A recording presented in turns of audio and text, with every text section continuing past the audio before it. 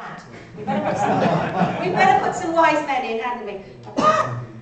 It's too dark here, I can't see which brushes are which. Okay, we better put some wise men in, so here they are, look, here's some wise men. Now, I know what you're thinking. You're thinking, there were 3 wise men. Well, actually, the Bible never says that. The Bible just says there were wise men, so there might have been more than 3. There might have been 6 or 7 or goodness knows how many. Anyway, there are the wise men, and they arrived in the palace, and they came to see King Herod. Where, they said, is the king of the Jews, the new king of the Jews? What? A new king of the Jews? I'm the king of the Jews. King Herod was absolutely, go on, see if you can guess it. Furious. Make sure you spell it right.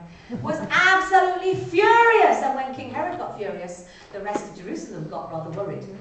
Because, well, Herod was that sort of king, really. Anyway, he called the priests, he called the teachers. We've got to have a few priests and a few teachers, haven't we? Yes, I'm dripping paint everywhere with these brushes. Just really understand. Okay, there's a few priests and a few teachers. Paint like Alan, that doesn't rip. Yes. Yeah, my paintbrushes were a bit dry. Maybe I don't want to paint like Alan. There they were. He called the priests, he called the teachers. Where, he said, is the new king of the Jews to be born? Well, they knew exactly where it was because, you see, hundreds of years before in the Bible, it was actually written. So they told the king in Bethlehem, in Judah, and the king told the wise men. So the wise men set off from the palace, and they came out.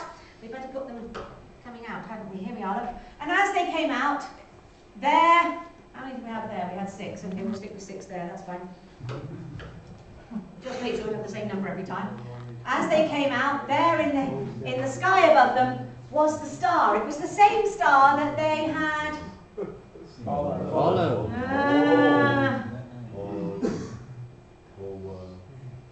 That they had followed all the way from the east.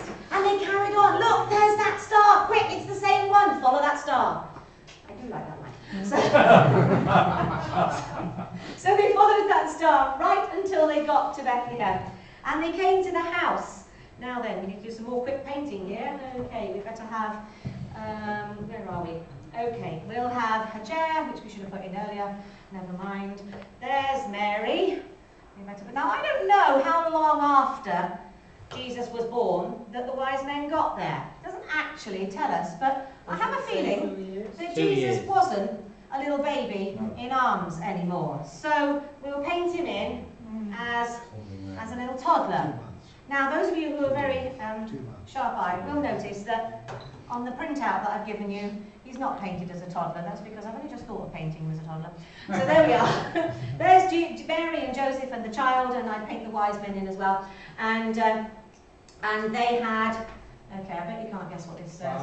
Okay. They had found the king of the Jews. And then, now you all know this bit, don't you? You know what the presents were, don't you? Okay, so the first one was gold. That's right. And Terry's all gold. Terry's all gold, yes, good idea. I like that. And, actually, no, I prefer Quality Street. And the gold was a very special present, a very odd present to give to a child, really, wasn't it? I mean, I should imagine he might have preferred an Action Man or something like that. But really, the gold was there to show that Jesus was going to be a king. Very good, well done. Was going to be a king, and not just a king, but the Bible says that he was the King of Kings and the Lord of Lords. And the next present that they gave was Frankenstein. Yeah, but I haven't got any room for Frankenstein, so I'm just going to put it in as incense. There we are. Now, incense was something that the priest would burn on an altar, and the smoke, which had a very pleasant smell, well, they thought it was pleasant anyway, would go up and up and up so that it would please God. And that showed that Jesus was going to please God. But not only that, but just as the priest made a sacrifice so that people could be forgiven for the things that they'd done wrong, Jesus was going to do the very same thing. But you see, the priest would sacrifice a lamb, Barnaby, yes, escaped from another story. But the priest would sacrifice a sheep.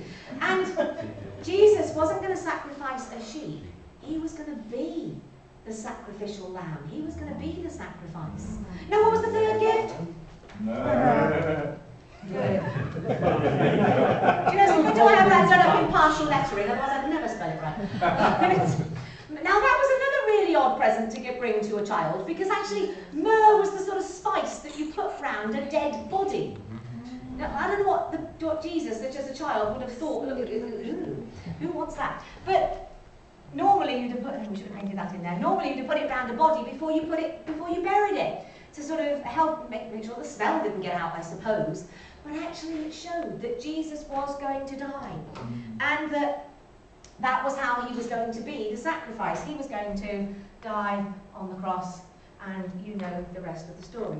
Okay, it's the sort of, when he died on the cross, he was being punished, all the rest of that. Does that make sense?